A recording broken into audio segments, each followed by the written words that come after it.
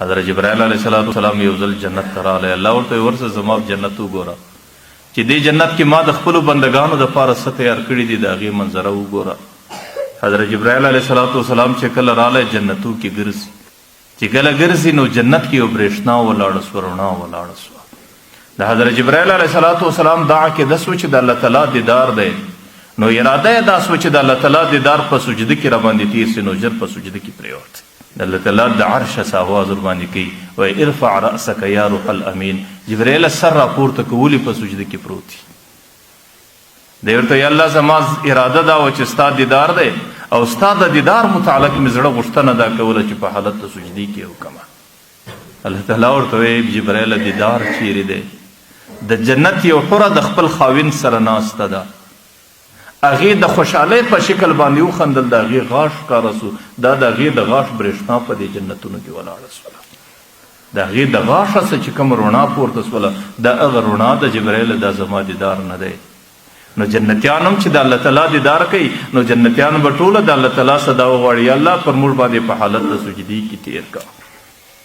نو الله تعالی ورته وایي چې د سجدو مشقت دا په دنیا کې تیر سو، د سجدو تکلیف په دنیا کې تیر سو. دا جنت دی، جنت کې نه سجده ستا، نه د سجدې مشقت ستا، نه د سجدې ځای دی، نه د سجدې ترتیب دلته ستا. د دې څه وروسته به الله تعالی د هر بنده څه پوښتنه کوي. کله کله به یو بنده ته یو ګناه ور په یاد کړي، وایي تذکر یوم کذا اذ فعلت کذا. ای بنده پلانکۍ ورځ دې په یاد ده چې پلانکۍ ګناه دې وکړه. هغه بنده به ډېر په تشویش کې راسي، ورته یا ربي الم تغفر لي، ایا د هغې ګناه بخښنه تا ما ته نه وکړله؟ ما توبه پر هغې ګناه باندې نه ویستله؟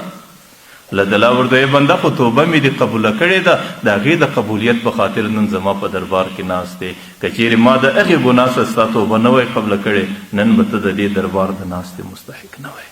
د دې څه وروسته چې جنتیانو باندې کله دا منظر رواني، نو د اسمان پر فضا، د جنت پر لوړه فضا به یو قسم سپینه ښایسته نرۍ ورېځ راسي، چې جنتیانو ته به هغه ورېځ ډېره مزه او خوند ورکوي او ټوله جنتیان به ورته ګوري.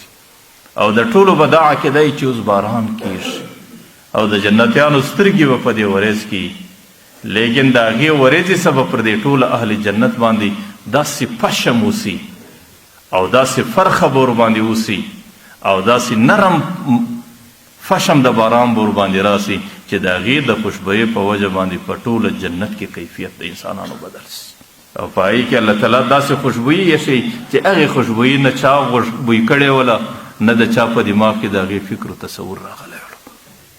چې کله د ورېځې منظر تیر سو، الله تعالی به د دې ورېځې څخه لاندې پر د انسانیت باندې یو نرمه هوا راولي، لکه د سهار په خوا کې کله کله په یو زمانه کې هوا راځي. نو هغې هوا چې کله پر د انسانانو باندې لګېږي، د دې په خاطر به د انسانانو په زړو کې دومره نشاط و خوشحالي سي چې د هغې زړه د نشاطو د خوشحالۍ په خاطر باندې چې د هر بنده څومره حسن دی، هغه حسن به الله تعالی ورلس چنده کړي، د هغې ښایست به زیات سي، د سره صدر پښو پورې به هغه نظام د هغې بنده بدن دا داسې ښایسته او حسن قبول کړي چې د هغې مثل بیا ده نه لیدلی دی او نه د هغې تصور د ده په دماغ کې راغلی دی.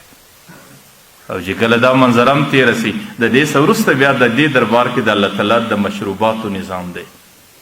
وسقاهم ربهم شرابا طهورا، بیا به د جنت حورې او غلمان پر دې جنتیانو باندې د الله تعالی د خاص مېلمست په شکل باندې د جنت د شرابو جامونه ګرځي. لا یصدعون عنها ولا ينزفون، چې کله دی څښي نو دنیا کې چې سړی شراب څښي نو هغې کې څه نشه راځي، په هغې کې کله خمار او د سر درد راځي، لیکن د جنت شراب به په دې شکل باندې